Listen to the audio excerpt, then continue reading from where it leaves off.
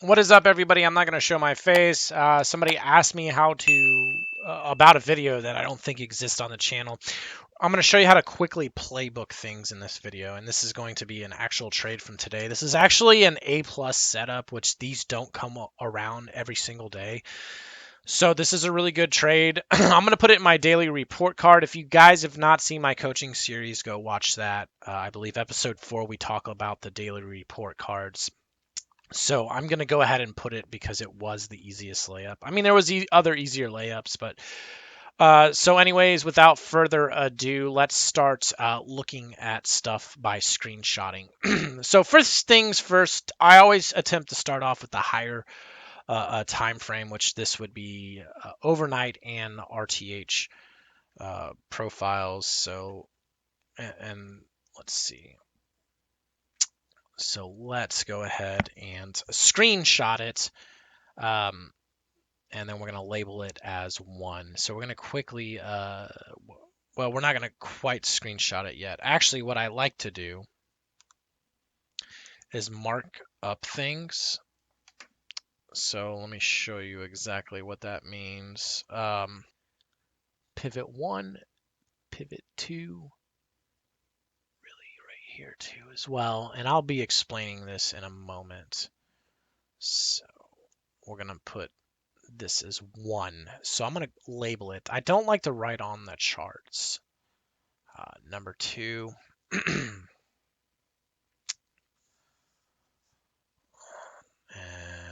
number 3. So I don't want to write labels on the charts, and this is how you do things kind of quickly. And actually number 4. Let's go over here.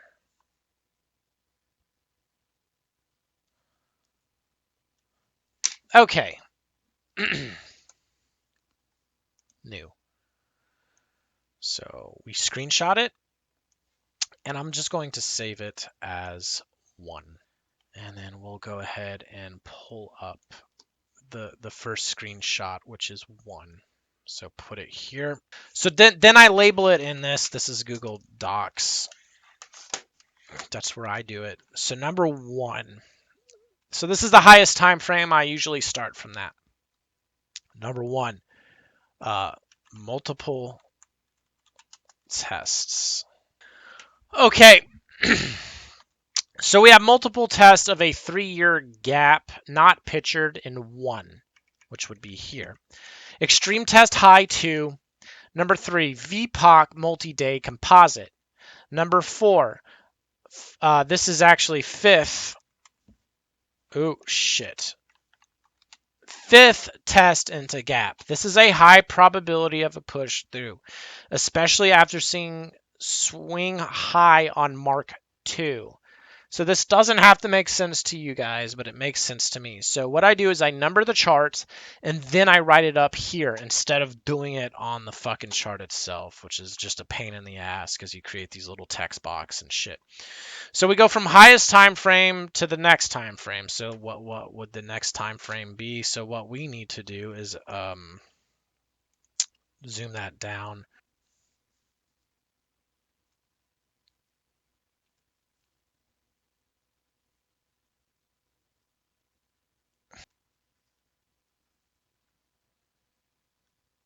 So now I'm labeling these marks because these are 2 different time frames. So this would be RTH 30-second, and this is a 10-minute chart, but this is going to be a 3-year composite profile. So these pink lines are important because there is a gap there, which is this dip in the 3-year profile right here. So that is a play I like. So the entry will be up here. But anyways, let's continue to mark the fact. Number 2, it never completed the gap. And once it never completed the gap, we actually entered up here at 3. And I'll also put EN for entry. And then we did exit right in this section right here. So number that's going to be the exit. So let's go ahead and now we can screenshot it at this point. Okay, here's the second screenshot. So here's number one. Again, two different time frames. I want to mark that out. RTH session 30 seconds, 10-minute time frame, 3-year profile. Number one, these pink lines are matched exactly on both charts. Number one, this was tested but not breached. So I was looking to go from pink line to pink line. So this was not breached, and first screenshot, mark one. So mark one would be up here where these little bumps are. It only went through the halfway point of this gap. This was rotated in the mid, so test 5 was a high prob play to complete. So as it came down here for the 5th test, there was a high probability of it actually going to the other side, especially after that extreme pivot on 2. Gap jumping, but never hit target. So number 2, it rotated here. And then it never quite got to the pink line. So just mentioning that as it pivots. Gap edge was at 3. Due to context of gap not closing, this edge had a high prob of fading into target. This was the entry. So we're going to go ahead and now look at the actual play itself. So here is the footage.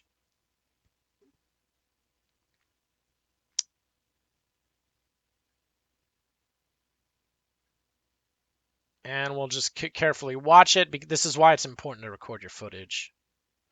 Was there something in the time and sales that was leading to a potential hit? So she's obviously banging up. And I will be shorting it here in just a fucking moment. So those pink lines are marked with this arrow in the G at 82.50. So that is exactly where I'm looking to fade it at this point with a nice little slip here. So we go for it on 8 lots.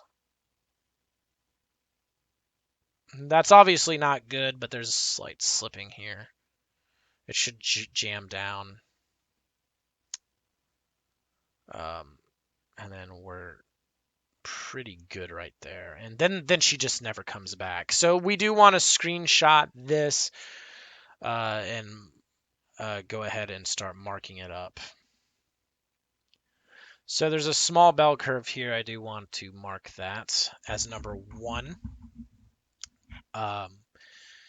And there is a low node up there as well in number 2. So let's erase all that. We do want to kind of like put an arrow here to where it's not. And this is why another important thing is the bell curve will not look this way at the end of the session. So I'd like to record the bell curve forming because this entire curve looks completely different at the end of the day. So it's not really valid to use because on the hard right edge, it looked different. So I do like to record the bell curve forming. So number 1.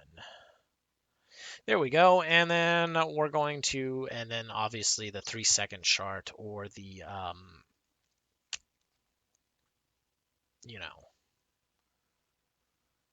here we go. So this would be number 3. So this is where we're executing.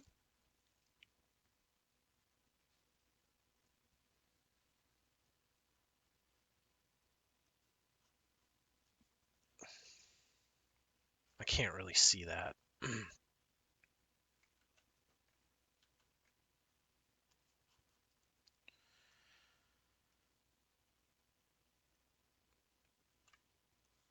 So we're going to draw an arrow here.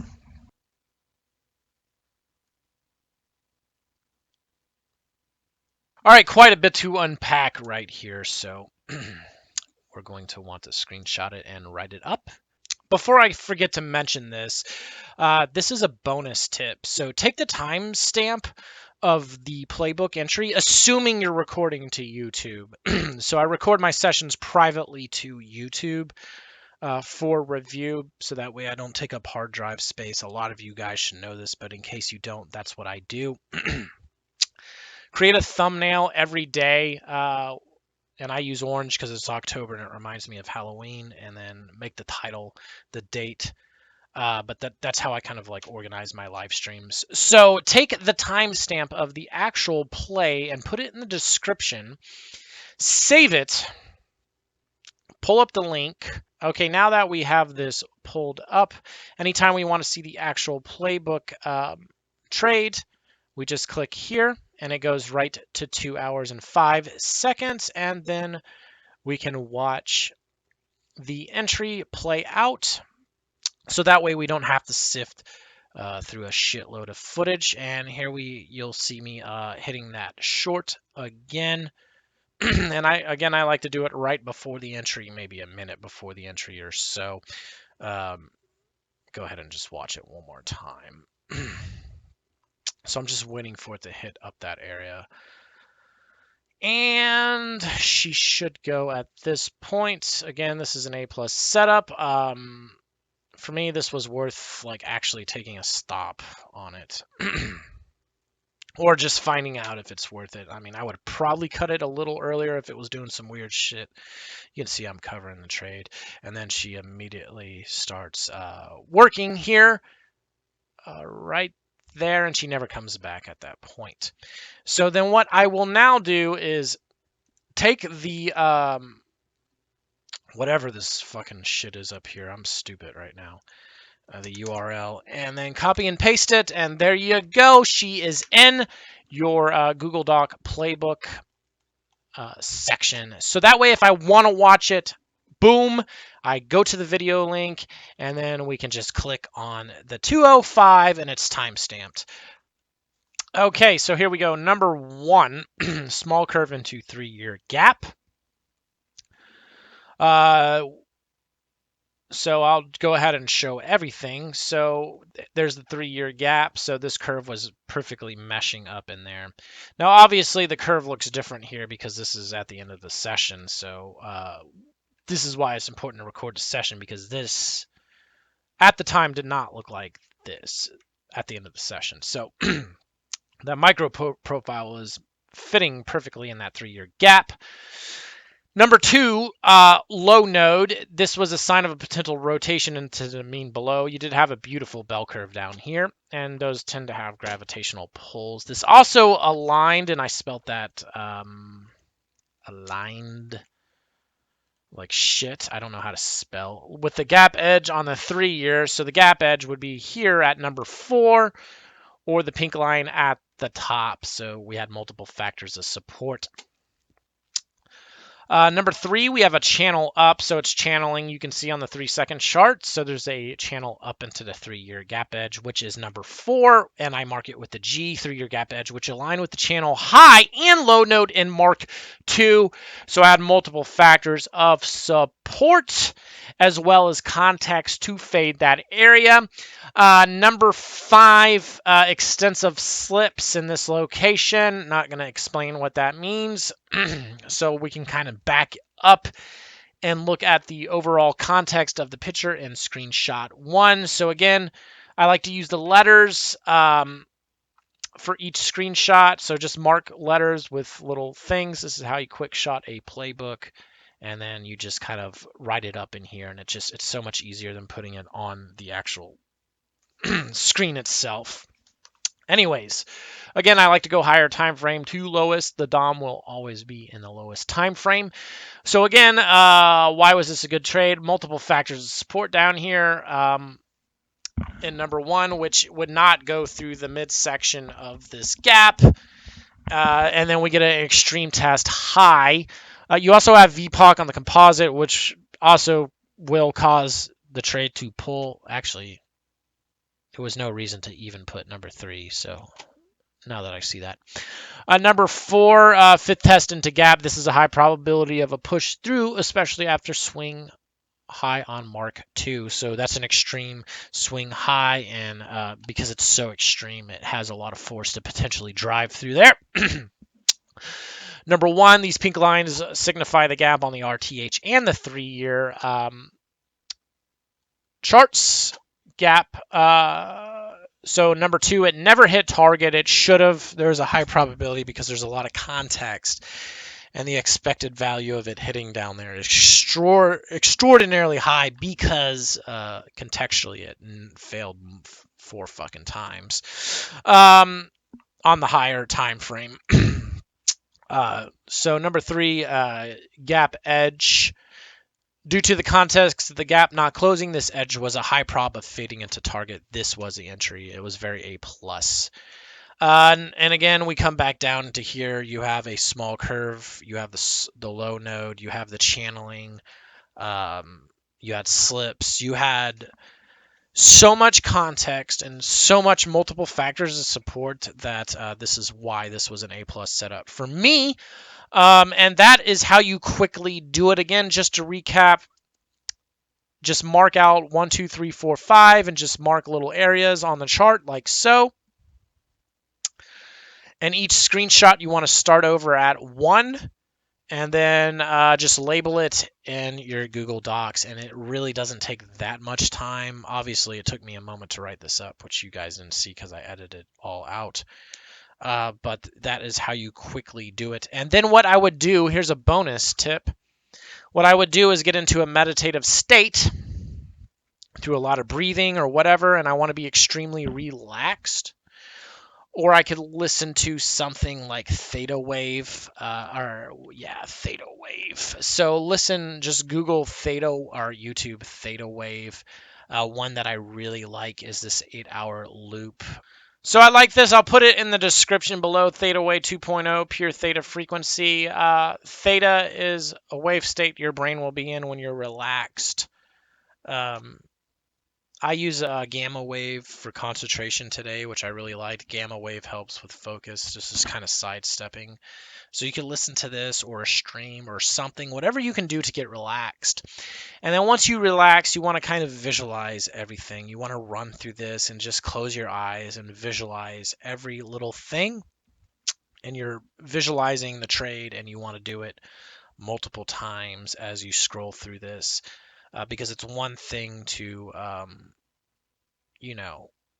it's one thing to make this, but if you're not visualizing it over and over, especially when it's fresh, you're really hurting yourself. And then we obviously have the footage of the trade as well, so that helps. And we can just watch it over and over. And what we want to do is, since this is such an A plus setup, now's the time, again, to get into a meditative state of some way, whether you use binaural beats or maybe you want to listen to a river flowing or whatever on YouTube, and then do a lot of deep breaths and then just start. You want to read everything. So for instance, let's say I'm relaxed.